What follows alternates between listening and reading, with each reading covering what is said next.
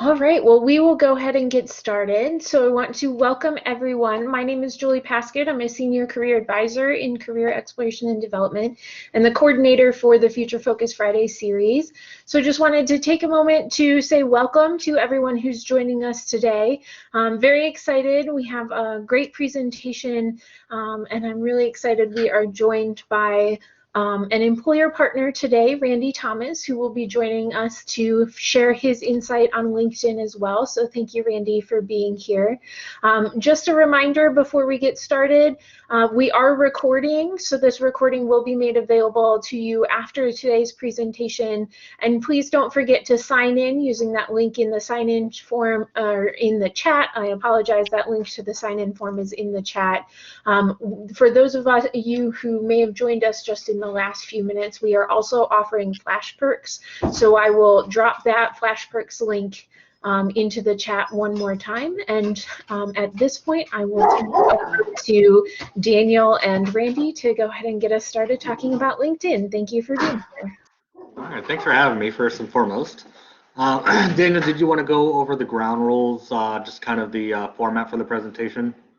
Hi, I'm Daniel Isaac with Career Exploration and Development, and so we're basically just going to go through the presentation and talk to you guys about LinkedIn and how you can use LinkedIn to sort of like better your sort of like career readiness and to maximize your potential. Me and Randy are going to be both talking about different areas of LinkedIn and how to sort of build your profile. If you have any questions, feel free to like raise your hand or drop a message in the chat, and we'll try and get to those as soon as we see them. Perfect.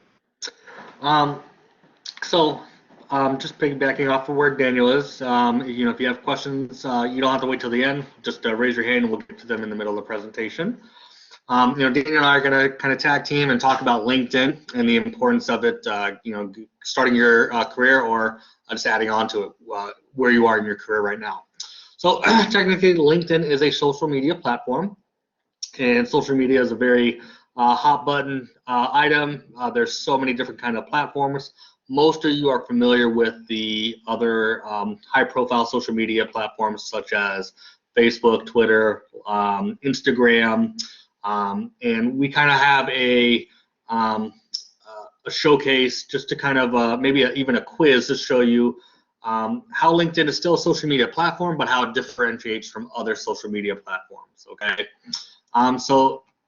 Daniel, if you wanted to go down the list on the left-hand side, and we can kind of ask the students or the people participating today what platform they think that belongs to. So the first one we got is number 1, which is Watch Me Eat a Donut. So does anyone have any sort of guesses as to which social media that one would be most likely posted on?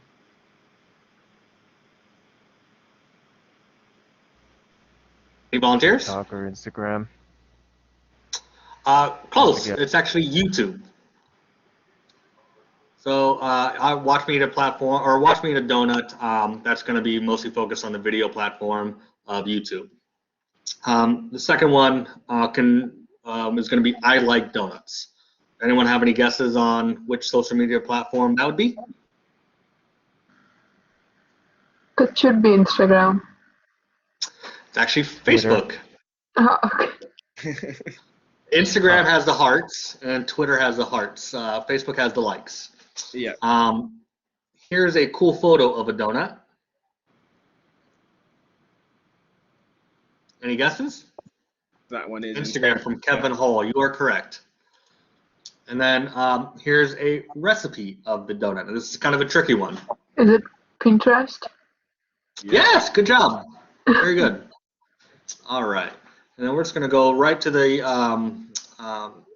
second column of that screen. So LinkedIn, it is a social media platform, but here's, if you are going to talk about donuts compared to the left-hand side, here are some examples of how you would like to talk about donuts on LinkedIn.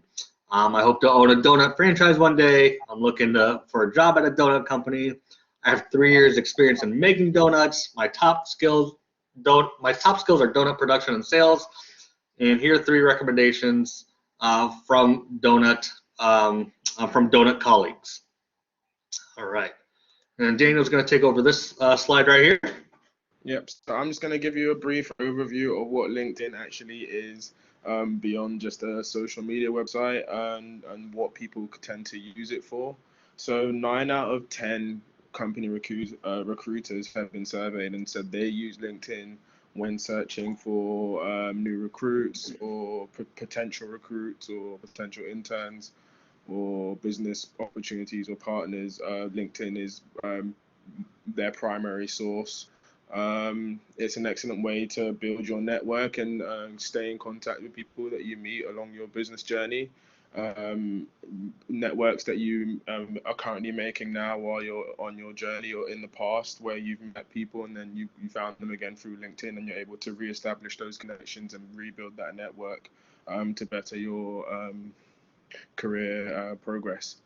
It's an excellent recruiting tool. There's over 1.5 million different groups that you can join on LinkedIn, and 94% are using that for the sole purpose of recruiting. And currently now there are over 39 million students and recent graduates that have a LinkedIn profile and are using it for bettering their career. So I'm just going to go into more detail about what it is to be a student user on LinkedIn as well. So like I said, it is primarily a networking tool as a social media site. You've got your own profile on there, you put your own information, you've got a picture there, and people are able to click on your profile and see that about you, but then you're also able to connect directly with individuals and interact with the content that they post on their profile. So people are able to see these interactions, and companies are able to get to know you a bit better without having to necessarily set up that initial interview or meeting, and they're able to create a profile for you and see if you fit criteria based on your LinkedIn profile. So I'm going to pass back to Randy, and he's going to talk about the profile that you build.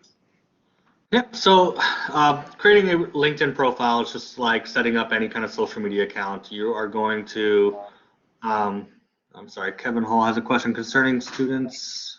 I missed that there. Let me see if I can get to the comment section here. Concerning student users, is there anything older student users need to be aware of? Traditional age college students. I think the most important thing is to make it clear when your student history is. I think employers will be able to tell as long as you've outlined it in a way that you've. So I'm guessing what you mean by that is students who have sort of come to school at an older age. And by then, I think your experience on your LinkedIn profile, when you start putting things in like you've had prior work experience in the past, employers will be able to know the difference between like a traditional student age, college age student, and a sort of older student. Right, and it's actually, we're going to actually touch base on something that can address maybe if you're a student as an older student, maybe this is your second career choice, where you're doing something previously and then kind of reshifted your career goals to something else and had to go back to school. There's a great opportunity to kind of highlight that in your LinkedIn profile. And so we'll go over that in just a minute here, but I'm going to go over just when you create a LinkedIn profile, just like creating any social media account, there's a couple of things that you must have that are really going to brand yourself to the best possibility for LinkedIn. First one is having a picture, second one's having a headline, and the third is having a summary, okay? And we'll touch base on all of those. So first one is regarding to your photo. Ideally, you want to have your photo be nice and professionally done. It's not necessary to have it professionally done these days. iPhones and Androids, they have pretty good photo features or picture features on their phones. You could take a nice picture wearing a nice outfit in a neutral environment, and you're going to be able to get a good photo, okay? But some things you want to just take note on with your photo, as the slide says, profiles with photos are 21 times more likely to get views. And the point of LinkedIn is to get views, so get potential employers looking at your profile. So you definitely don't want that silhouette up there in the top left corner. You want to have a picture in there, okay? But you don't want to just settle for any picture of yourself. You want to be alone. You want the picture to be kind of shoulders up, smiling with a neutral background. You want it to be professional too. None of these selfies in the mirrors, nothing like the top right that should really be on Facebook or Instagram with beer cans or on spring break or in a bathing suit.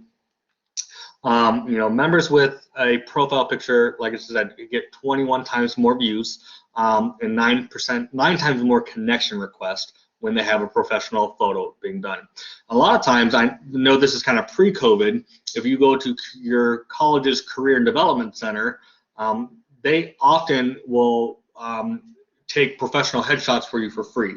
I don't know if that's still in place at Kent State. I know they used to at one point in time pre-COVID. That's something to inquire about too. A lot of times career and development centers at your university will take free headshots for you, okay? Okay, so the headline. Headlines are important. You don't want it just to read what your current title is.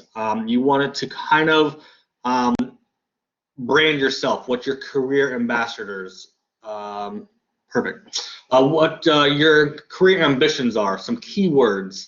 Some examples might be like honor students seeking marketing internship, or Kent State University honor students aspiring to be a PR associate.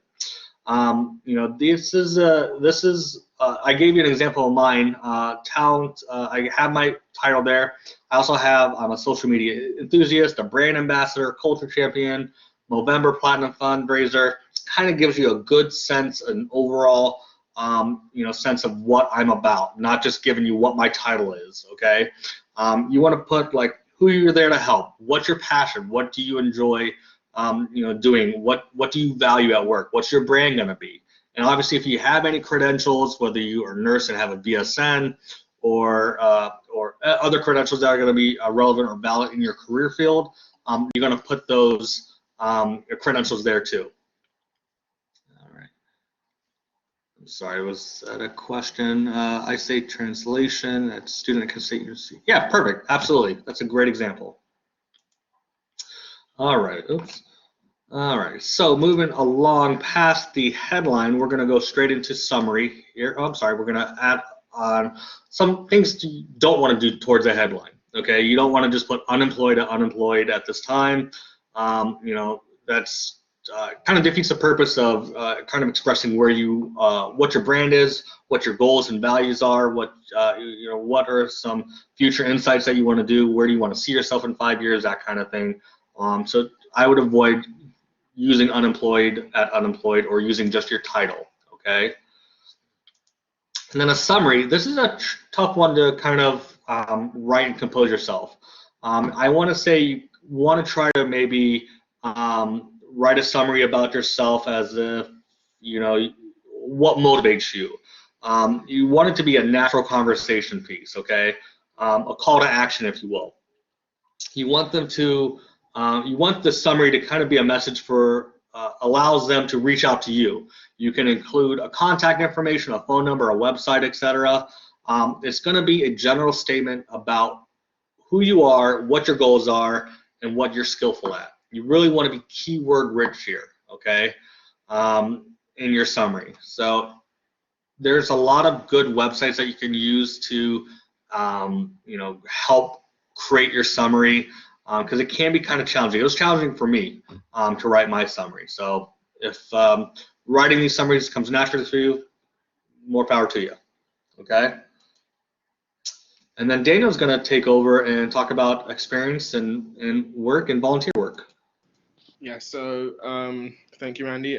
Continuing on, so the experience section of your LinkedIn profile would be the next thing you see as you scroll down past the summary. And this is similar but more extensive than the experience section that you would commonly have on your resume.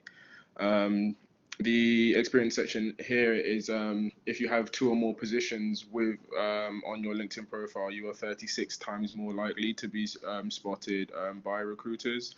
It's just the way the algorithm on LinkedIn works. And unlike your resume, the LinkedIn gives you opportunity to put all your experience down. So with a resume, you're normally limited to 1 page, depending on how much experience you have in your career up to that point, but you tend to try and keep it down to 1 full page or possibly 2 full pages at most.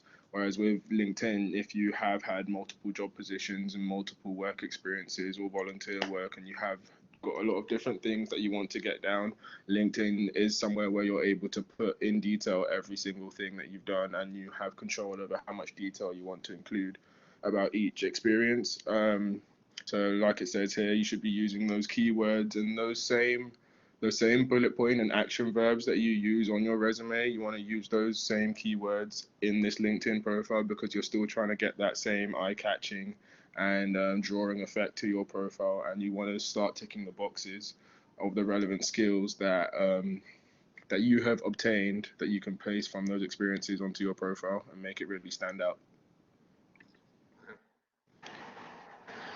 And there's a lot of other sections as well, other than just your experience, that LinkedIn allows you to add, similar to the remaining headers that you would find on your resume. So like your extra skills, the clubs and organizations you've been a part of, any leadership positions that you have had, any licenses and certifications that you may have received, any honors or honor societies or charity work that you've taken part in. And if you want to include any recommendations from previous employers or professors or people you've met along your professional journey, this is also a place where you can add that as well. So as you can see here, Randy's put his recommendations, and then you can also see some of the skills and accomplishments you can list as well. And there's also with the skills section, it's important to know that you can also do something called endorsements on the skills section. This is a really cool feature that LinkedIn has, where people that you've worked with in the past and all the connections that you've made and built your network with, they can see the skills that you've listed on your profile. And if there's somebody that has worked with you and seen you display that skill, they can go in and rate your skill, so that other people can say, you not just that you put it down there, but it's been verified by other professionals that you do have this skill, and that you are, like it says, good, very good, or highly competent at that skill that you have. And the more endorsements that you have on a skill, the better it's going to look to anyone that views your profile. The best way to go about getting endorsements from best practice would be to actually go out and give endorsements yourself. So anyone that you have encountered in the past, and you go on their profile and you see that you've listed a skill and you are able to verify that they are good at that skill, you just go in there and you verify that skill for them. They are likely to come and return the action back to your profile as well, and that way you're able to build those endorsements and grow your profile base. So LinkedIn, like we said at the beginning, is a social media platform. So you are able to, say, similar to your Facebook profile, you're able to change the URL that is at the end of your LinkedIn profile for easy sharing.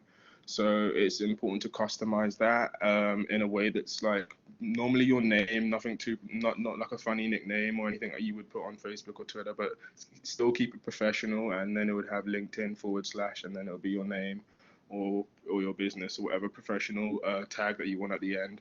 Short but simple, that you can share for ease of access to anyone. And then you also, like I said before, building endorsed skills. The more skills that you have and the more of those skills that are endorsed by your peers, the more likely you are to be found in searches. Right.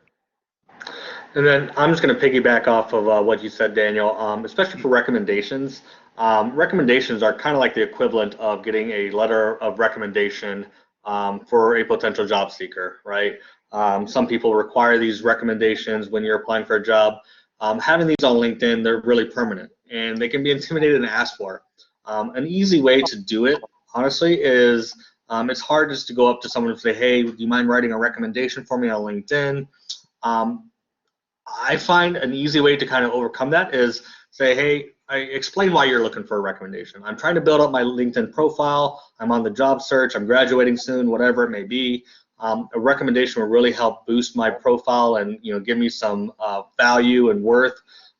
Would you mind writing a recommendation for me? And in return for writing a recommendation, I can write one for you in return. So they're getting something out of writing a recommendation for you. If they write one for you, you'll write one for them, kind of thing. So that's just an easy kind of icebreaker way to ask someone to write a recommendation for you, because kind of put yourself out there and exposes yourself. Okay. So I just wanted to piggyback off of that, and I'm going to kind of go over A nice way to network and LinkedIn is to join groups and to connect with people that are in similar fields or similar areas that you work in. Okay, minus your friends and your family and your coworkers. Obviously, those should be automatically people that you engage with on LinkedIn. Join networks. Obviously, Kent State's a perfect network to join. The alumni network, that's going to be a good praises. Yep, absolutely. Professor would be a great opportunity for someone to get a recommendation from. Going back to the networking groups, KSU Alumni Group is a good one. Me personally, I used to be in the Army, so I joined an Army alumni group. I joined groups that I'm familiar with, healthcare, human resources groups, healthcare recruiter groups, things that I'm interested in. So it's building your social capital. You want to be familiar with everyone kind of around you and what they're doing in a similar field.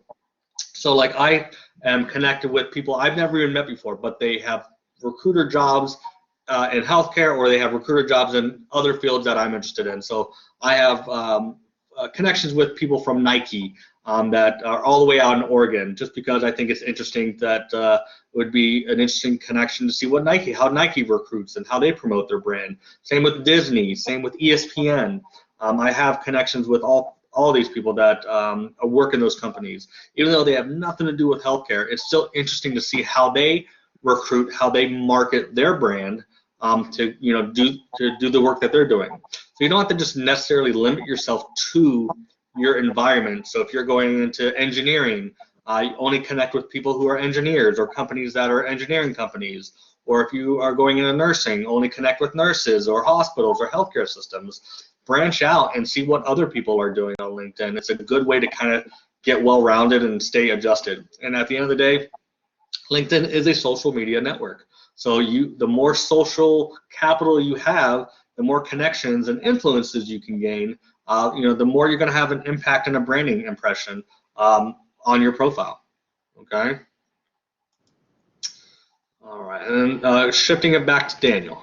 Yep, so I'm just going to talk quickly about the Alumni Tool and how you can use that to your benefit and to grow your profile and just to enhance your skill set. So to use the Alumni Tool, it's something that I would recommend using not only to build your network, but when you are looking for information about career paths or skills that you need to obtain. Going through to people who have been to the same college as you and getting through to them is a good way to start, because you already have that one point of connection with that person in the real industry. Because you went to the same college, you're able to connect with them on that personal level, and there's a talking point there that you can grow from. So to use the Alumni Tool, you want to go onto the Kent State page on LinkedIn, and you can, if you've put Kent State as your college on your LinkedIn profile, you would automatically be added to the alumni section as well. So the same way you're searching for other alumni, your name will also appear on the search. So you find an alumni in a related area or industry or specific skill set or position that you're looking for, and then you're able to connect with them on that. From there, send them a message, ask for information, or learn about the company that they work for, how they got to where they were. And like Randy said, if someone that you have interacted with beyond that, you can then also get recommendations from them as well. So this is an example message. So if you did find someone on the alumni network, this is the type of message that you may be sending to them to sort of grow your network. And you can just read. It says, "I'm Junior from Kent State, majoring in psychology, and I happen to come across your profile on LinkedIn. I'm considering a career in mental health counseling. After pursuing your profile, I thought I have a lot to learn from you. We both went to Kent State. I got a degree in psychology, so she's found that common point between her history and the student's history, that common point and that talking point, and then he's leaning on that as a possible reason to speak and learn more about how she got into mental health counseling and how she can grow from that as well. So that's just an example of how you could use the Alumni Tool to benefit you, to also to find information on interviews. If you're looking for flash internships as well, these are also ways that you can use these tools to grow from there. And then I'll pass back to Randy to talk about the LinkedIn salary research. Yep, absolutely. So when you are, on the hunt and looking for jobs, LinkedIn has a tool to kind of see what the average or the base salary is for a specific job. These tools can be a little bit deceiving. They can kind of give you some not relevant leverage. Okay, so a lot of times this is going to be like a median salary from the whole greater Cleveland area. It's going to include everyone who's got 0 years experience, someone who's got 30 years experience. So if you're looking for a software engineer salary for someone in the greater Cleveland area, the base salary is going to be, $69,000. That's going to be the general range, okay? That's going to be right where the median is. That includes, like I just said, everyone from no experience to like 30 years experience. So if you're coming in with someone with no years experience, you shouldn't be asking for $69,000 a year. That's someone who's going to have like 7, 8 years experience under their belt. You should be kind of towards the bottom at $52,800. So I would not use this as a point of reference to negotiate salaries from. This is to give you an idea of what an average greater or software engineer makes in the greater Cleveland area.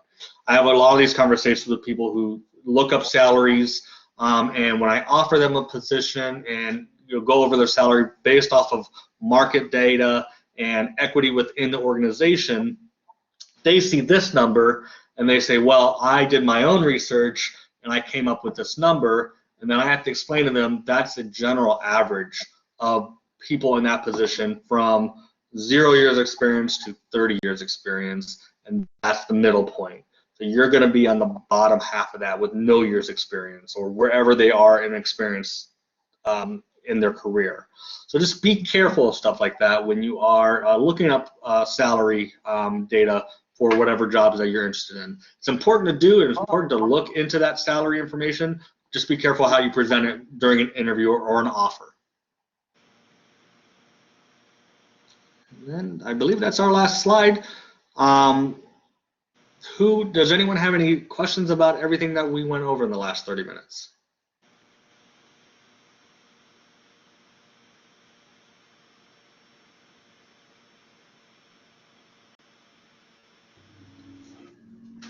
Randy, I have a question for you regarding what you were just speaking about salary research. Sure. Would you feel that it was appropriate to reach out on LinkedIn to people who work at the company you might be scheduled to interview with and get an idea of this, something along the lines of like, this is what I'm finding in my research on salary. Is that reasonable for your company? Was that something that you think would be appropriate? I wouldn't use LinkedIn as the platform to talk about salary. I would bring it up if an interview takes place. A lot of times when you fill out an application, they will ask you what your salary expectations are, and that would be a good place to start with your expectations. I know that's always kind of tricky because an applicant will be like, well, do I want to be considered for this, but I don't want to overshoot their expectations either.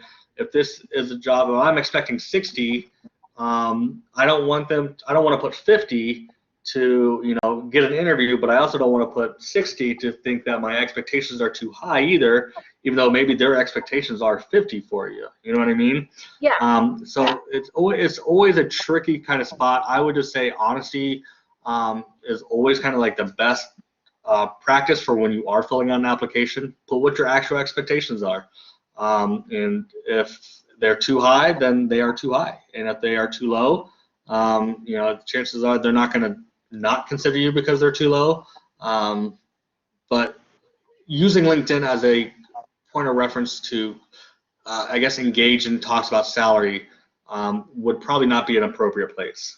Okay, great, thank you. But you would use it like that when on that application they ask for the range, you could find a range off of that salary research on LinkedIn. Yeah, you can find that range on there, but just keep in mind that range is going to be a specific average. So you can use that range for your own experience. So if I'm looking for a recruiter salary and I see it's got whatever it is, I know that's a median range. I have 10 years under my belt, so I know I'm going to be somewhere in that middle range. I'm not going to start myself from the bottom of the range. I'm definitely not going to start myself at the top of the range either. So just use that range based off of your experience. Great, thank you so much.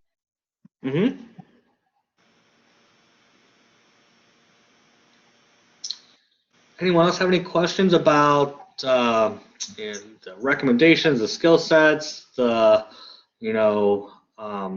building your capital on LinkedIn, when it's appropriate to use LinkedIn for a certain post? Yeah, go ahead, Kevin. The one question for me is, how do you determine your skills? I find myself, for anything, whether it's my resume or LinkedIn, reluctant to put down skills because I don't want to oversell myself and overestimate my abilities, and I want to be honest with people. Sure. I mean, honestly, your skills on LinkedIn, you're not going to be kind of overselling yourself. You just want to be honest with yourself. If you know you are talented with Microsoft Excel and you have a skill set with Microsoft Excel, you can put that on there. If you have held leadership positions in the past, whether they be a shift supervisor or a manager or captain of a high school varsity team or whatever, you have experience in leadership positions. You can put leadership as you have experience and skill set as a leader. And what Julie just said, they have a skill quiz you can take to determine what skills you want to add to your section. A lot of times they give kind of recommendations based off of skills that you've already kind of listed. They'll maybe throw out some suggestions, some hints. That's a good way to kind of maybe think about some skills that you may have, and just honestly, just be honest with yourself. So if I know finance is not a good. I'm not great at finance areas. That's not my specialty or forte. I'm not going to put that on there. But if I have experience with compensation and budget, and it's not, even though I might have experience with it, but it's not something I'm confident or comfortable with, I'm not going to put that as a skill set of mine. Did that answer your question, Kevin? I also just wanted to add real quick to piggyback off of that as well, that not only does LinkedIn have the skill quizzes as well, it also has sort of the LinkedIn learning side of things, where those skills that you put on there that you are sort of like, you have them, but you're not sure how good you are, you could also take the learning modules as well to boost those skills as well. And if you are a student, I believe it's free of charge while you're still a student, and then once you've graduated, then it's a subscription model for the LinkedIn learning side of things as well. So if there are skills that you want to build, but you're not sure, but you still want to put it on your profile, you can then also work on improving those skills through the LinkedIn learning side of things. And also, just kind of going off of that, Kevin, it's not natural for a lot of people, but LinkedIn and your resume, that is your opportunity to brag about yourself. You are promoting yourself. It's not a place to be humble. It's not a place to kind of downplay yourself. You are trying to promote yourself in the best possible light. So if you have skills and expertise on certain areas, highlight those, promote those. You are promoting yourself. You are your front man. You are showing people what you're good at. You want to be confident with what you are good at, and LinkedIn and your resume is the places you want to do that.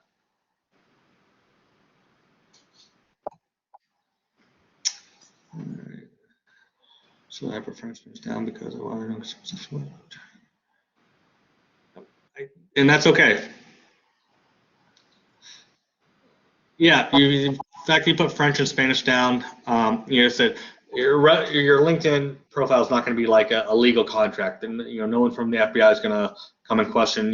Can you take a French fluency exam? If for whatever reason you are interested in translation and languages as a future career, and that comes up in the interview, that's going to be your chance to kind of have future conversations about, yes, I'm not fluent in this language, but I have a general understanding. I can read off of websites, and I'm fairly good at translating from TV shows. I have work to do on those, but I'm confident with my abilities to learn more, and here's where I am with those certain languages right there.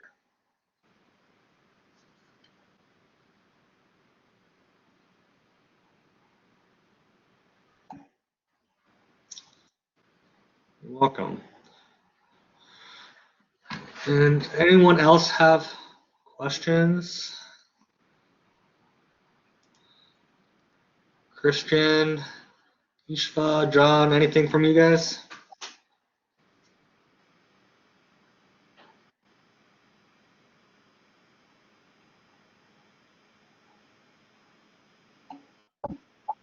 Okay.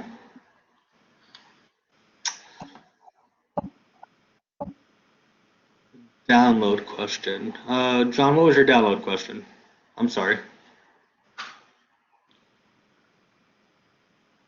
I believe he was asking if the PowerPoint would be available for download.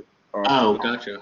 I think Julie said at the beginning that the whole presentation was going to be recorded, so I think they'll have access to that after the presentation. Yes, so we are recording today, and we will be posting that recording in the Handshake resources page.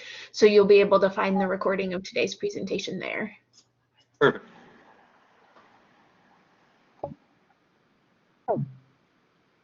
I just wanted to add that while me and Randy brushed on the profile and some of the building your profile on LinkedIn, there are also a lot of other tools that LinkedIn has that are very, very useful to you, such as like the job board, and so you can search for jobs and internships, and you can set up notifications to find out when jobs are being posted. And there's also the event side of things, so you can attend networking events and seminars and webinars. And so there's a lot of things that we didn't touch on in this presentation that are also important to learn about LinkedIn. So it is something worth like spending some time on and sort of going through the website and seeing what you can do with it. Yeah. I guess it's also just important to remember, LinkedIn is it's an active site, so it's important to kind of keep it refreshed. You don't want to just create a profile and then leave it unchecked for 6 months. You want to hop on, at least once a week just to, check out connections, see what content's out there, make a post yourself. But obviously, just remember that LinkedIn is not a personal, or it's not like the other social media platforms. You want to kind of be professional and stick to work-related things. I guess a rule of thumb that I try to go by, and sometimes I can get caught trying to post personal stuff, is can you relate it back to something work-related, whether it be fun, like National Dog Puppy Day was a couple days ago. I posted a picture of my dog and said it's National Puppy Day, but I kind of tied it back saying she's been my coworker the last year since COVID. So it was something cute and funny to put on LinkedIn that it can be tied back to work. You don't always want LinkedIn to just to be something about professional work, jobs, this and that. You want to kind of have a good mixture of it, and as long as you can tie it back to something work related, that's the kind of general rule of thumb that I would go by.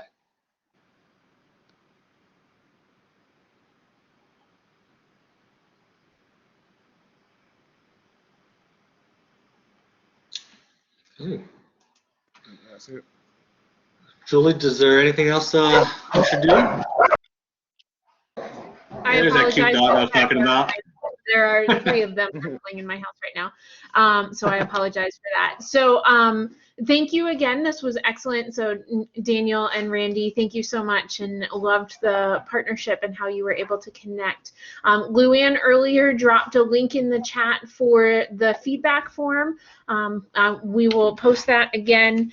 Please take a moment to just let us know your thoughts on today's presentation, and you are always welcome to reach out to Career Exploration and Development for help with your LinkedIn profile or other information. Thanks for being here today.